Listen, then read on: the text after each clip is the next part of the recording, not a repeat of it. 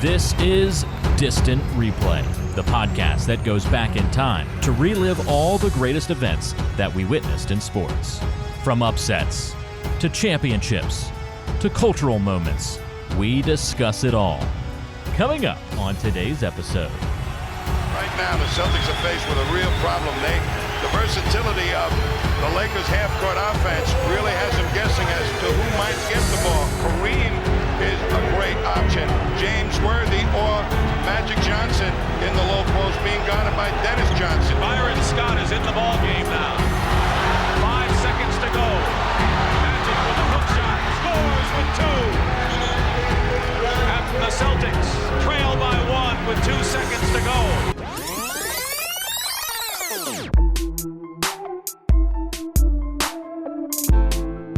Taking you back to June 9th, 1987 for the NBA Finals. Celtics, Lakers, two teams that had dominated the 80s. And this was the end of an era for this rivalry between Magic and Bird in the for an NBA championship. And it was a great game. And we go back to that game on this episode of Distant Replay. I am Ben George. He is Mike Noto. Mike, I'm glad you picked this game because we're recording it on the exact day that it was played. And it kind of times up perfect where we are. NBA playoffs are going on right now, so it kind of syncs up. But I really like going back to this game because this game, I think, kind of captures everything about why we do the podcast, because I know of like a big moment in NBA history, Magic's hook shot, like we know that play. But I didn't really know the series, how that series played out, what this moment did for that series, for that team, for both teams, like everything around that. And then everything leading up to this game, the season and afterwards, like just kind of getting a full picture of what is happening really elevates that shot even more, because you always hear about these big plays, but to know everything that goes into it, that's what makes it special. Yeah, the Lakers-Celtics rivalry has spanned, several decades, right? I think the most memorable decade in this rivalry is the 80s. And this is the one game that when you look up like great Lakers-Celtics moments, and there's a lot of them from throughout the years, this game is always number one or number two. And like you said, there's kind of like game behind the game reasons why this one's up there on every list you look at. I love that you put a poll up on YouTube about whether or not, or who everybody thinks of in this rivalry, which player everybody thinks of. What were the kind of the results to that? Did anybody kind of emerge from that poll?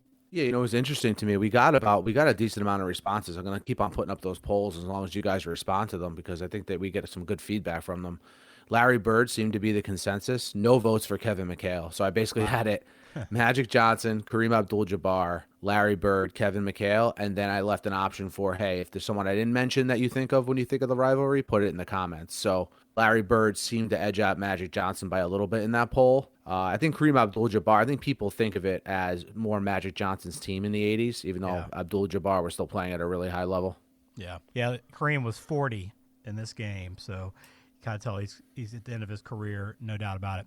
Well, before we get started, again, you can find this game. We'll put it up online at distantreplaypodcast.com. So if you want to go back and watch it for yourself, which we always recommend you do, it's always great to follow along with the podcast, but also just go back and relive this great moment. You can find it there. Also, you can connect with us on YouTube. Please subscribe. Over 2,000 subscribers, so thank you very much for that. We appreciate that. But as Mike mentioned, he put some polls up, some other conversation going on the channel all the time. So make sure you hop in there and be a part of it. Also on Twitter, and you'll find us on Instagram as well. So let's hop into this game. This is game 4 we're doing. Lakers-Celtics, 1987 NBA Finals. And just to kind of set the stage for this game, first off, these two teams this year had the best two records. So no big surprise. But when you think about where we are in 87, we're still kind of in the middle of the 80s, but towards the back end. I thought what was remarkable, Mike, and I knew about the Celtics and Lakers, right, and I knew the Lakers were really popular when I was growing up, Showtime, right, when we were growing up. But I didn't realize that these two teams, one of them was in the NBA Finals every single year in the 80s. Every year in the 80s, one of these teams was represented. They played in the finals 3 times. This would be the last time they would play in the NBA Finals. And I think, Ben, you told me an interesting little tidbit right before we started recording about how many teams from each conference in this era actually made it to the finals in this decade. You want to share that with them? With everyone? Yeah, and it came to mind because, we think about the 2010s, right? When Golden State's been very dominant, they were in it for 5 straight years, playing the Cavs in 4 of those, and everybody's kind of like, we get tired of seeing the same teams over and over. But you go back to the 80s, And I didn't really realize this because I think of the Bulls, kind of emerging at that time, and I just think of other teams being pretty good at that time. But in the West, it was either the Lakers or the Rockets every single year in the 80s. Now, granted, the Lakers were in 8 of those finals, which is nuts. Rockets were in the other 2. But on the East side, it was not much different. You had the Celtics, the Sixers, and the Pistons got in one time, and that was it. So you had 5 total teams represented in the NBA Finals for 10 years. Yeah, so people talk about the lack of parity in the league now. I mean, you go back then, because I think back then it was easier to keep teams together, and teams wanted to be kept together more, So you had a lot of continuity, especially among the top-level teams. It was the same guys year in and year out. And what's interesting about the Celtics, Ben, is they won 3 championships in this decade, and they actually beat the Rockets, 2 of them. So 2 of their championships came against the Rockets, one of them in 86, the year preceding this series we're talking about now, and that 86 Celtics team is thought to be, one of the best teams ever. So you have this 87 series was a rubber match of NBA Finals series between these 2 teams in the 80s. Each team had won 1 leading up to this. And the year before, you have the Celtics coming off a historic season. So this was very much, we didn't know at the time it would be the last time they'd play in the finals, but they left us with a lasting legacy of a very, very good series here in 87. Yeah, and when you look at these 2 teams, it's overwhelming the amount of talent on these 2 rosters. You go up and down this lineup, and I don't even know where to start. I mean, which roster do you think was better top to bottom? It's kind of tough to say, but do you have an opinion on that?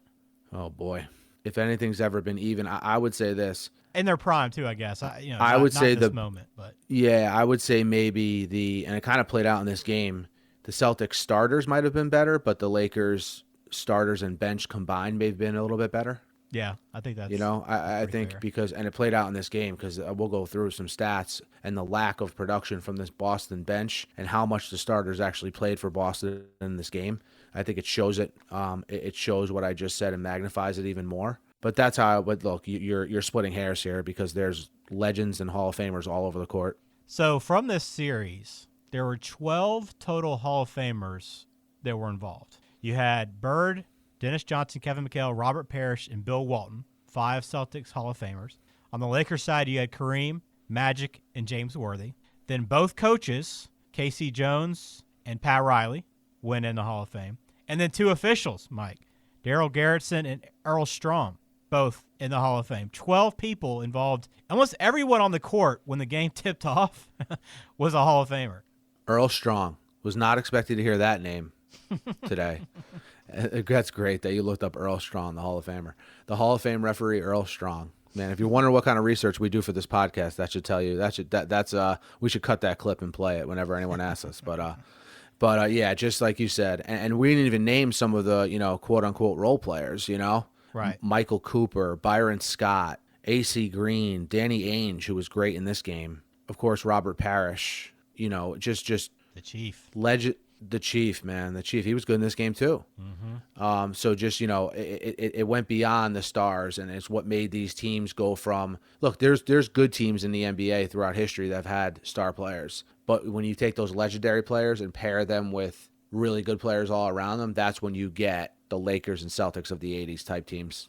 And I don't think of Byron Scott. He was a starter on this team. I don't think of him in this era. I think of him as more in the 90s type of player, but – just to see him in this mix was just kind of felt a little odd to me. But I mean, I knew he was back there, but I just think of him as a guy in the 90s more. Yeah, you know why? Because he got drafted in 1983. So like he came to like a Lakers team that was already kind of humming along, Mm-hmm. So maybe that's why. Yeah, could be. But he was a productive player. He averaged more than 10 points a game every season he was with the Lakers. Yeah, he was very good. And on the Celtics, your starters, Bird, McHale, Dennis Johnson, Ainge, and Parrish, as you mentioned. So another big storyline in this game, and you kind of touched on this, the starters played a lot for the Celtics. And that was primarily because you had the Celtics dealing with some injuries.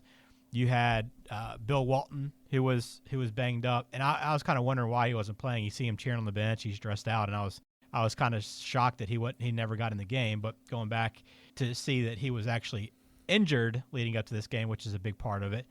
So they were dealing with some problems off the court with injuries, which is why they had to rely on these starters, which also kind of ties in, too, to the fact that the Celtics had drafted Len Bias, the previous NBA draft, and how much of a help he probably would have been in the situation had he not tragically passed away. Yeah, and we did a look back at the Without Bias 30 for 30 documentary that you guys should check out if you're interested in more on Len Bias. But look, that's what they always said about Len Bias. If Len Bias, went on and play his career for the Celtics, you have a Celtics team right now, still very productive, obviously, in 87.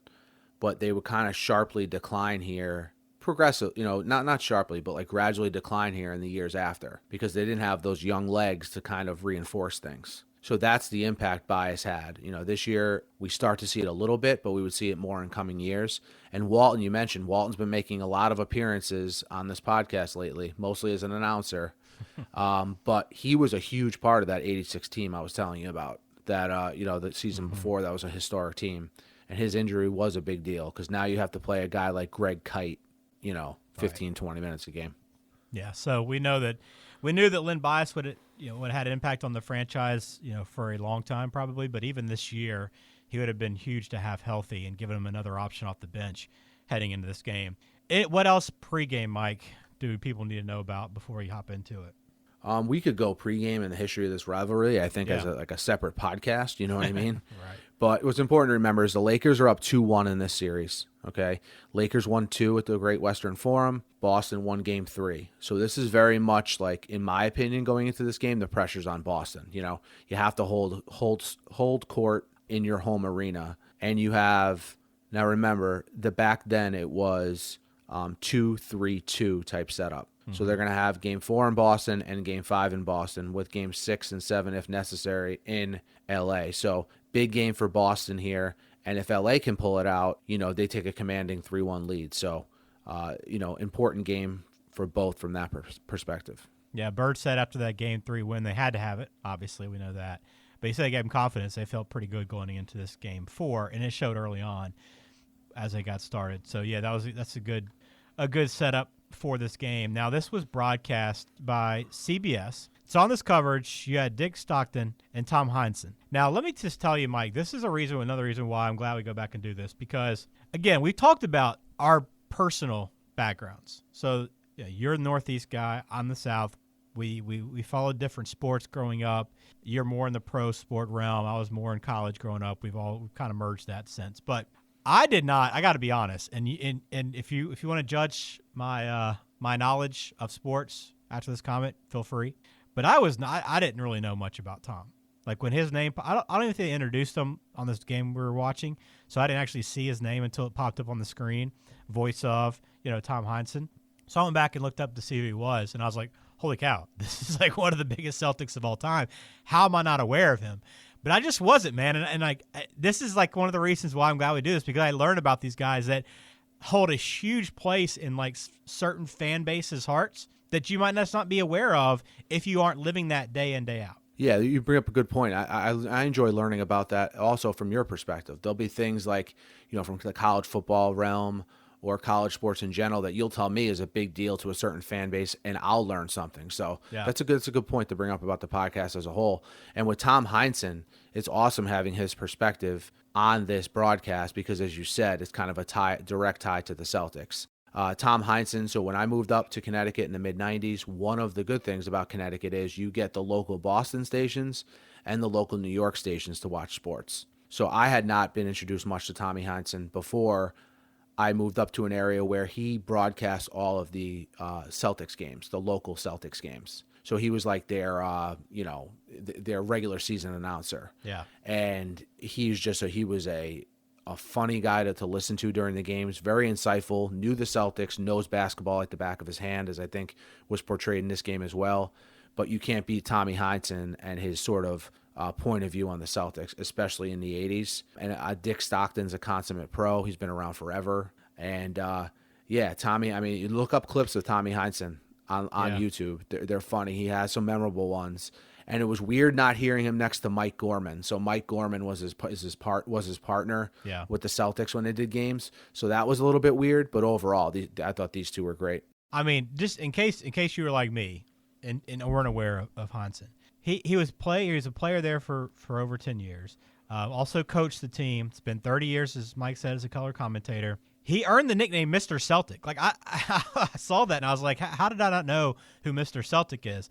But he was involved in a number of NBA championships, won 8 as a player, a 6-time All-Star. So he had his number retired. So I mean, he's pretty much everything, and he did win 2 as a coach as well. So I'll also give him credit because I didn't feel like listening to this game because I didn't know until I went after the game was over, went back and researched him. I did not know that he was actually involved with him because I couldn't tell by listening to the game. Having known his background, I would have gone in expecting for him to be very biased towards the Celtics, but I didn't really get that. No, he is not a homer. He's not a homer.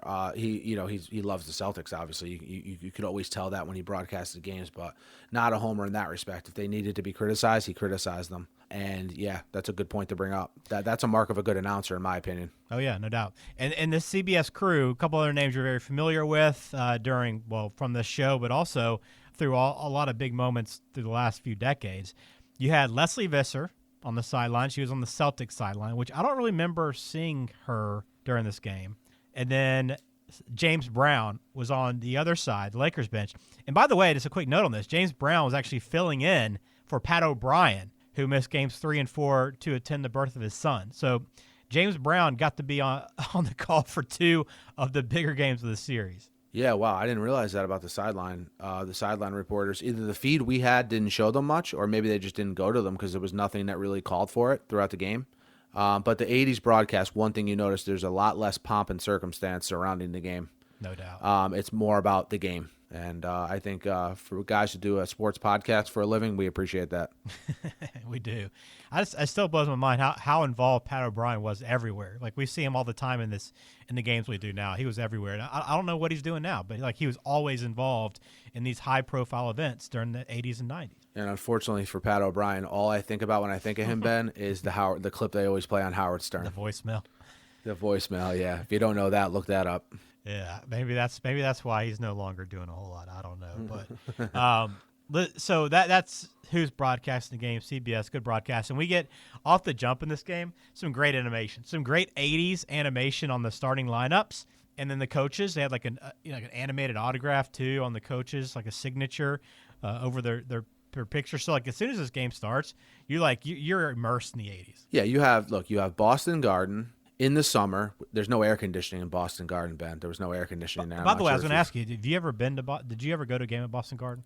No, by the time I moved up here, it was they were already playing at the Fleet Center. I think their last game at the Boston Garden, the old Boston Garden, was 1995. I've been to the Fleet Center, but obviously not the same thing. So you have the Boston Garden, which notoriously did not have air conditioning, in the middle of June here, the parquet floor, the CBS broadcast with their identifiable font, Tommy Heinsohn on the call. Let's do this, man. This is like, if you even somewhat know the NBA, this is an environment you're just like, man, I can't wait to watch this game.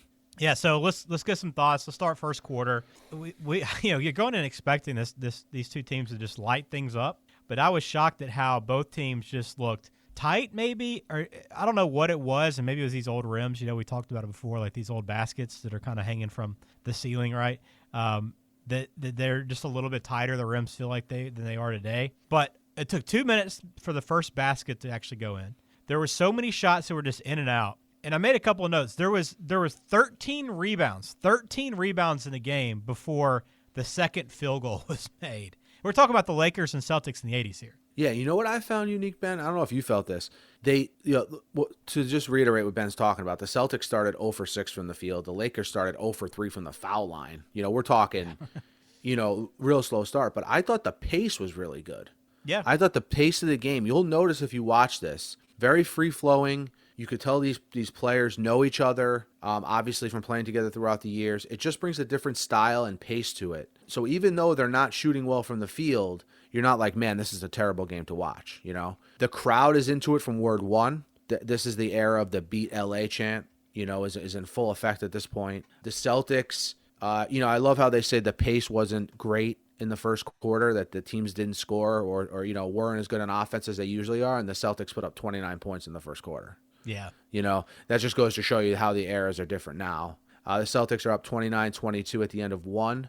McHale has 9 points and 6 rebounds. and the pace of play was always good, but the shooting got better as the quarter went on for both teams. Yeah, I think the pace of play is a big story in this too, because that's the way the Lakers played. They made a point to kind of talk about the fast break points that the Lakers had in the first 2 games. They were up and down the court and really took advantage of that. They won those games. In Game 3, they didn't get as many fast break opportunities. Celtics were able to win that, so that kind of is the storyline. Slow down the Lakers, right? Be a little more methodical on offense if you're the Celtics. Take away those transition opportunities, and you'll have a better chance to win. And that, again, seemed to be the game plan, even though the pace was, as you mentioned, still a little back and forth. A couple other just observations from this first quarter for me, Mike. First off, I don't know, again, it could be the feed that we're watching, the video now, 30 years later. But it seemed like that court was like a lime green more than like the Celtics green I think about. I literally heard someone talking about this the other day. I forget, it was a podcast or a TV show, about how the Celtics uniforms back then were more of like a neon green, sort of. Yeah. Okay. And how now it's more of like a Kelly green. Yeah. And I just thought that very interesting that you brought that up, because I literally heard someone talking about that the other day. I think it was on a Barstool podcast where they were drafting like their top 5 NBA players of all time or something. Okay. And well, that's funny you brought that up, and you're right. I don't think it was the colors on the TV being off. I just think it was the green was a little bit different back then. Interesting. Also saw an I Hate LA t-shirt in the crowd, so kind of give you a feel for the era at this point. And then I thought it was very interesting. At the very beginning of the game before tip-off, you're kind of hammering home, as a broadcaster, you're hammering home like a major storyline or a major graphic heading into it. The graphic they showed was a scoring margin for the first 3 games, and it wasn't like – you think you just show the results of the first 3 games, Lakers 104, Celtics 92. Instead, it was like Game 1, Lakers plus 19. Game 2, Lakers plus 15. Game 3, Celtics plus 5 or whatever it was. I just thought that was really odd the way it was presented. Yeah, it was. Yeah. That's a good point. I'm trying to make sense. I'm trying to make sense of it in my head, looking at it. Like that's how different it was. Like, what am I looking at right now? I had to look it up. I had to look up the series on Basketball Reference to make sure that's what they were referring to. Very odd. Very odd. Yeah. As you mentioned, 29-22 Boston heading into the second quarter. Again, this was very interesting too, because with the Lakers trailing like they were, we know they're shooting poorly, but they had a 9-1 advantage on the offensive glass, and they were down by 9 at one point. Like, I don't think I've ever seen a team dominate the offensive boards, because the Celtics weren't shooting light. They were shooting better, but they weren't shooting lights out to not have any rebound opportunities on the offensive glass. But to see the Lakers do that well on the boards and still be down by 9 was pretty crazy. Yeah, and they did a very good job of pointing that out on the broadcast. I think what you got from Heinsohn was, basketball guy through and through. He's bringing up a lot of things that, like, if you're a real fan of the game, like you would have appreciated, not just surface level type stuff. But the second quarter, Ben, what stuck out to me was things that made these teams legendary were on full display. So you had Kareem and his skyhook a couple times in this quarter. Dude, there were so many skyhooks in this game. There was everywhere. Everywhere. So you had Kareem, obviously, who's known for it. You had Magic. This is what this game would become known for with him. And a baby sky hook. You even had Robert Parrish doing his version of the hook as well. But Kevin another McHale thing that's, too was throwing. Kevin McHale too, yeah. Besides the up and under that he's known for, yeah, you're right. It was the shot of the day for sure. In the NBA circles, and what stuck out to me was the Kareem sky hook. Things like the Boston fast break, where they make they reference a lot in this how the Celtics are slow at foot speed, but what the Celtics do flawlessly is outlet passing, filling lanes on fast breaks, little things that make it like majestic to watch. Mm-hmm. Like those sequences where the ball isn't touching the ground and the Celtics and the Lakers are whipping the ball around to the open man. Man, you only get that when you have really skilled players and when they've played together for a long time. And it's so different than the basketball we see now. Yeah, that's a good point. The other, I think, big point about this in this quarter is Bird's struggling. Bird's having an off night. And so is James Worthy. He's not playing very well either for the Lakers. And so much so that you have a comment on the broadcast. I don't remember who said it, but they said Bird and Worthy might as well be watching from home the way they were playing. And then immediately after that, Worthy got an and one on the next possession. I think Bird had assisted in 2 straight baskets. And then the rest of the game, they obviously had a huge impact. But just to show you how little they were getting involved in this game early on and how little scoring they were doing. That's the comment we had on this broadcast, but I thought that was pretty pretty wild because two of the biggest names in this game, they were called out on this broadcast. But then, of course, Mike, the moment I was waiting for, we had an 80s hard foul. An 80s NBA hard foul. I was waiting for this to happen. I didn't know if it would. I was expecting it to. I thought we'd see it early in the first quarter somewhere. But finally, the second quarter, our man Worthy heading to the basket, and Greg Kite, who didn't play hardly at all in this game, didn't really have an impact at all except for the fouls, hits him right in the chest. Worthy comes up and takes a swing at him. Okay, so you already have this 80s kind of breakout. Zero hesitation. And it went 0 to 60, too, in no time. Takes a swing at him. Then, some other guys are kind of pushing and shoving. And what's so great about this is the discussion on the TV is, whether or not both guys should be ejected. Okay, number one, I don't know how a guy throwing a punch immediately isn't an automatic ejection. But they're like, well, if you eject both, they're weighing how good each player was. Yeah, it was not Man, balanced. you can't eject Worthy because he got into a fight with Greg Kite, for Christ's sake. Just slandering Greg Kite. Without trying to slander Greg Kite. It was hilarious. That was fun. And Greg Kite comes in. He played 10 minutes in this game. You get the feeling they just told Greg Kite, hey, Greg, if you have a chance, just foul someone hard because you got 6 of them to give. Yeah. One of those kind of players, which I don't think you see those players a lot in basketball, but I think even back when we played, that was a thing. You got a big man going in, he's not going to be in long. Hey, use your fouls while you're in there. That's a phrase I heard a lot growing up. That hard foul was awesome. Danny Ainge, I don't know if you remembered him as a player, Ben, but he was great in this first half. Him and Magic Johnson are really carrying the scoring for both teams. Yeah, they are indeed. And it's 55-47 at half. And another note on that hard foul, by the way, according to the broadcast, the foul wasn't even on Kite. It was on Dennis Johnson. I don't know if that was right. Maybe they went back and changed it. But Johnson reached in as he was going up, and then Kite came in and just almost tried to pummel him. So I was shocked that he didn't get the foul. It was a double technical, though. Yeah, I think they just got it wrong. I mean, dude, Greg Kite literally clothesline. It was like a wrestling move.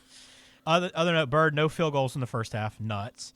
And Brent Musburger, and Julius Erving were in the studio at halftime. How great would that have been to watch? I know. I honestly did not know Dr. J was a studio analyst, so no clue. That caught me by surprise. Obviously, Brent Musburger, the 80s CBS, you expect that. Yeah. Third quarter, this is a huge quarter for the Celtics. Bird starts getting hot. Bird starts scoring. And the Celtics balloon the lead up to 16 in this game, Mike. They looked, they were kind of in control throughout and then just kind of started pulling away. But to go up 16 in this game, how do you let a team get back into it at that point? Yeah, we're talking the Celtics come out. They're 8 of 9 from the field to start the quarter. Bird gets his first basket very early in the quarter. They're cruising along. And I thought what was a big moment was the second scuffle of the game, Ben, between Kevin McHale and Byron Scott. That resulted in another double technical. Yeah. I thought that kind of started to slowly turn the tide here because the Lakers went on a run at the end of the quarter to get back in it. And I think, the Celtics, we talked before about their starters logging a lot of minutes. I thought they expended a lot of energy to build that lead, and sort of from the time they built that lead till the end of the game, they just sort of slowly started getting tired and sort of wilting a little bit. And to give you an idea of how dominant the Celtics starters were compared to their reserves, the Celtics didn't get a bench point until 10 seconds left in the third quarter. Yeah, that's crazy. It's crazy to think about. They only got 4 bench points all game. So no help there at all. And I think that's a good point that I think that's kind of why they're fading here is these guys already are kind of banged up. McHale, I think, is a little banged up. They've already played a ton of minutes already. They were pushed to game 7s in the previous 2 series as well. So they're on the back end, right, of their careers, but also of their energy in this series. It kind of plays out. One other thing in this third quarter, did you notice, this is kind of an outdated thing, but did you notice they had foul signs at the scorers table? Did you see these? You probably know what I'm talking about. The team fouls, you mean? Yeah. Yeah, I team noticed and that. Player. Yeah. I noticed the team fouls. A red card was T and a number, and there's a green card that was a P and a number. So when a guy got a foul, they'd hold up team foul 5, player foul number 2. Gotcha. I didn't catch on to the player ones. I saw the team ones though. Was that commonplace in the 80s and 90s? Do you remember that? Like there was literally a guy sitting with like a whole row of cards in front of him, and his whole job was to signal player and team fouls. I don't remember seeing that ever before. Yeah, since I've been going to games or looking at scoreboards, all of that information has just been on the scoreboard. Yeah. So I never even gave it a second thought, Imagine being the guy that's a team foul guy. The team Hey, foul. whatever got you into the building for NBA Finals. I mean, whatever. But as right? you're always told when you're going around playing basketball, Ben, the scoreboard doesn't mean anything. It matters what's in the official book. That is true. Lakers cut it to 7 going into the fourth quarter, so they had the momentum. Kind of scary fourth quarter. Magic tweaked his knee. He already kind of had some bad knees in this series, but he kind of comes up limping, and he looks to be in pretty rough shape in this, which kind of even sets up the ending of this even more so, because you kind of expect him not maybe his role is going to be limited here down the stretch. Yeah, that was a scary moment with Magic's knee. And it looked like to me he was a little ginger on it in the immediate aftermath of it, but he would very shortly shake it off. And Ben, this fourth quarter was interesting to me because when we know these comebacks are going to happen in these games, I think something we're constantly surprised at is how late in the game the team who's ahead stays ahead before the team that is known for making the comeback kind of makes their move. Yeah.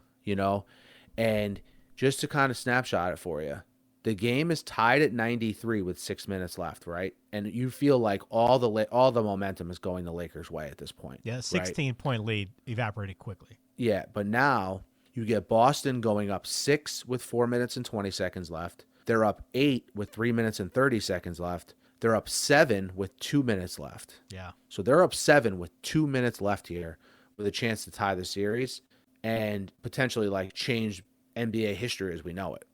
Yeah, and it felt like that. It felt like when the Lakers came back and tied it up, and then the Celtics went on the run and retook an 8-point lead. It's like, okay, yeah, that you took their best shot, and now they can't come back again down. Yeah, how many times have you seen that in a game you've been watching? Team expends all their energy coming back, and then a team that was originally in the lead kind of regroups and wins the game. You see it a million times. Yeah, all the time, and it's a great finish. I mean, down the stretch, the Lakers continue just to kind of climb back into it.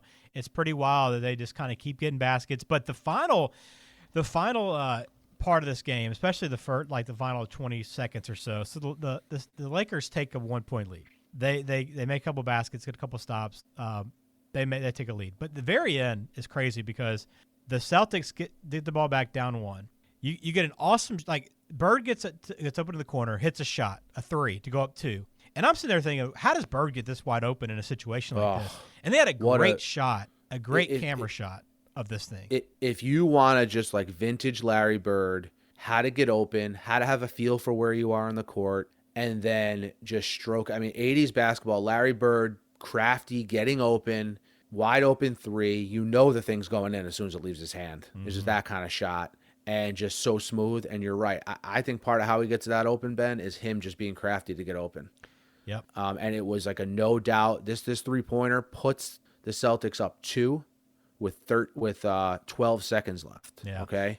And what I was not aware of, Ben, so Kareem got fouled with 8 seconds left, right?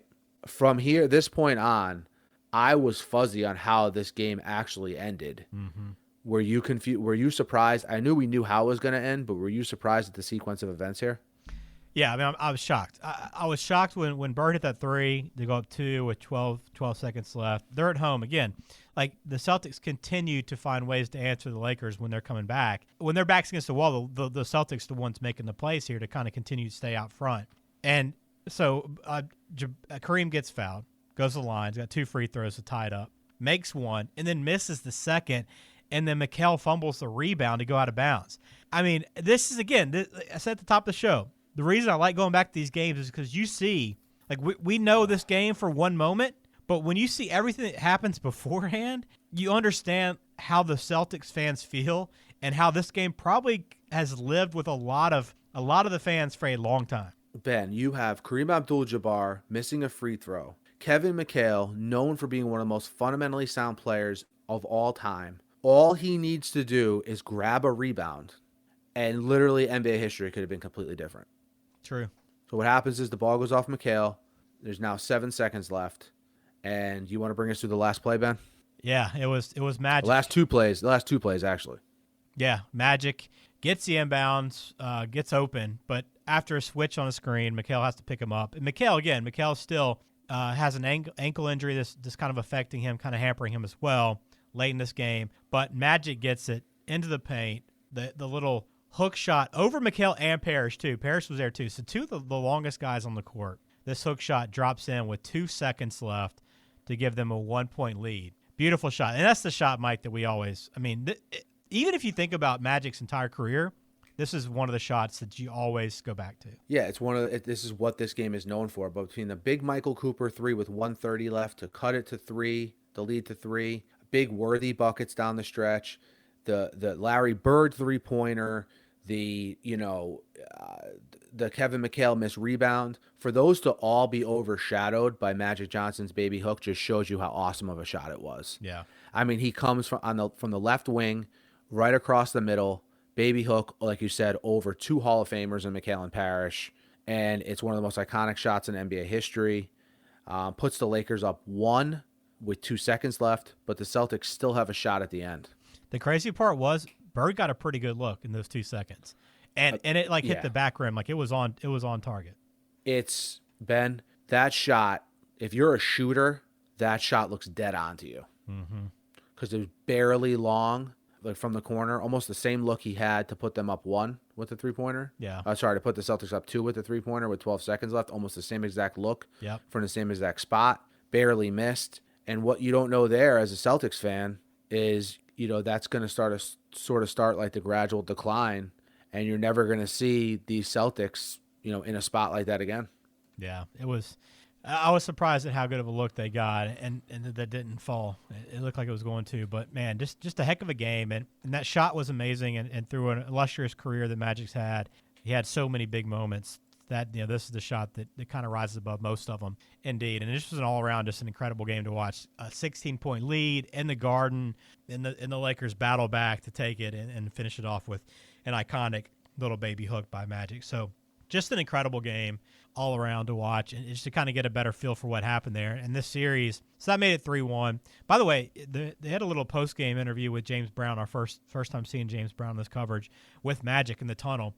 And again, we go back to these like 80s and 90s, like their earlier venues, mainly 70s and 80s. When you see these old stadiums and both teams, walk into the same tunnel to go to the locker rooms, and like they go into the tunnel and then the tunnel splits 2 ways. So everybody, after this highly emotional game where there was a fight, a couple of dust-ups, a 1-point win in this NBA Finals, everybody's piling into this one little tunnel. And if the bottom stairs of the tunnel, I can picture this thing being very, very small and tight. You got James Brown interviewing Magic Johnson talking about how they just won this game, and you got Celtics players going over one shoulder and Lakers players going over the other.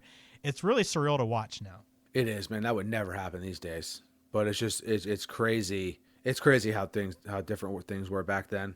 And like you said, why did they just think to do the interviews like on the court? Like why wouldn't they just do that interview on the court? Yeah, right. Yeah. Like they do it now. It was strange from that perspective. But Ben, you have one other point I wanted to make was you got the great players from this era you have one shot that sticks in your mind when you think of them, right? You have Jordan switching hands in midair against the Lakers in the finals. You have that shot where Larry Bird missed his own shot and then came kind of with a lefty scoop underneath the backboard on his follow-up.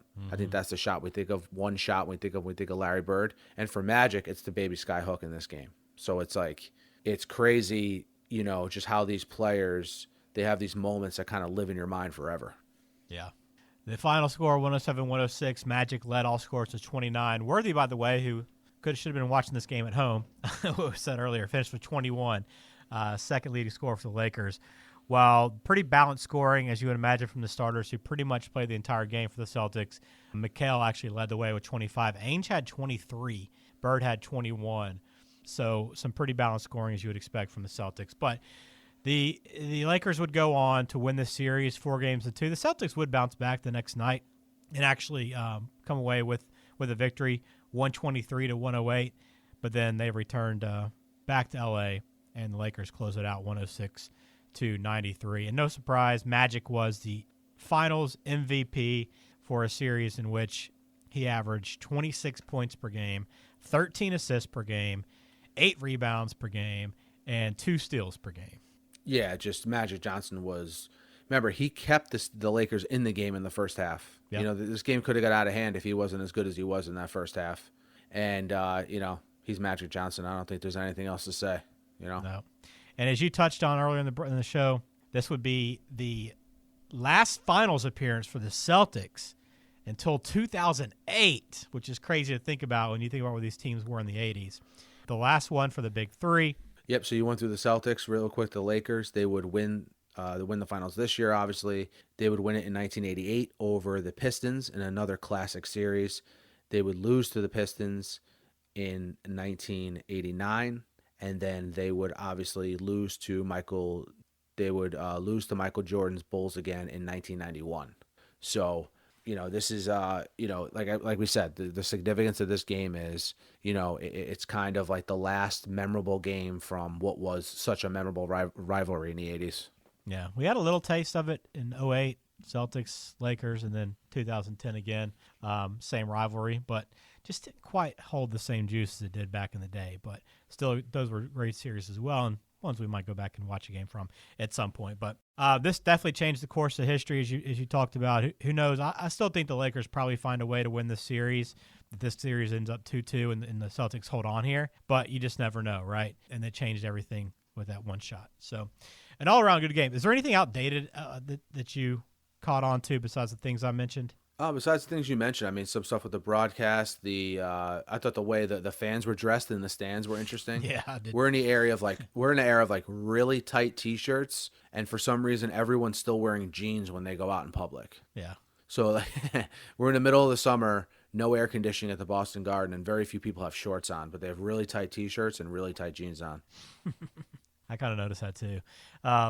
This is also the first time, by the way, Mike, that the NBA Finals was completely played in the month of June. I think prior years they at least had a game or two in May. First time it had been pushed back that far, as we know. Like we're sitting here in the semifinals in the middle of June. Different calendar these days. Things are more spaced out. They've got rid of some of the back-to-backs and the 3 games in 5 days or whatever that they have in the NBA. So yeah, schedule much more player-friendly these days. So I learned a lot about Tom Heinsohn, Mr. Celtic. I'm glad I know more about him now. This game, this rivalry, this shot, everything that led up to this shot by Magic. It was a great game to go back to. We'll put it online, distantreplaypodcast.com. Please subscribe on whatever podcasting app you listen on. Hit that follow button there.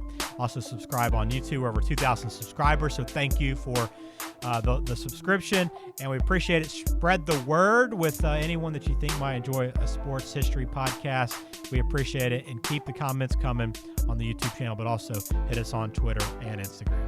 Couldn't have put it any better, Ben. Until next time.